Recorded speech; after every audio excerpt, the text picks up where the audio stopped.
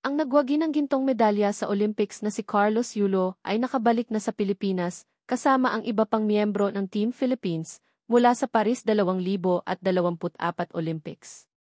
Dumating ang mga atletang Pilipino noong Martes sa Villamor Air Base sa lungsod ng Pasay.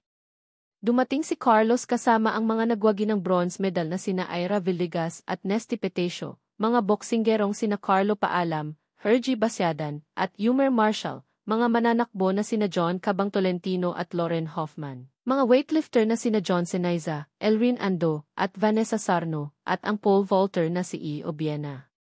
Narito ang mga highlight ng kanyang pag-uwi. Paglipad.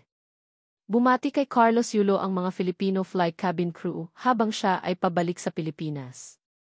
E. Obiena. Nagkamay si Carlos Yulo at pole vault star na si E. Obiena. Nesty Petesio.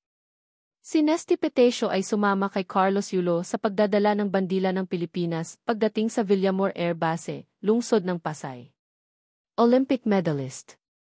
Nakakuha si Nesty Petesio ng bronze medal sa women's featherweight event noong 2020 Tokyo Olympics at bronze medal din mula sa 2024 Paris Olympics. Kaya siya ang kauna-unahang babaeng Pilipina na nagwagi ng Olympic medal sa boxing.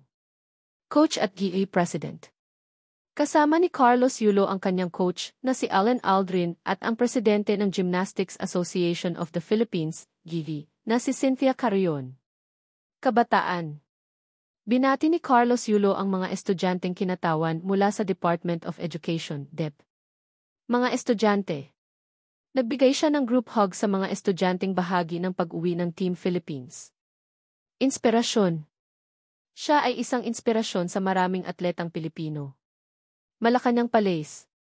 Ang Team Philippines ay sinalubong sa Malacanang Palace sa kanilang pagdating noong Martes.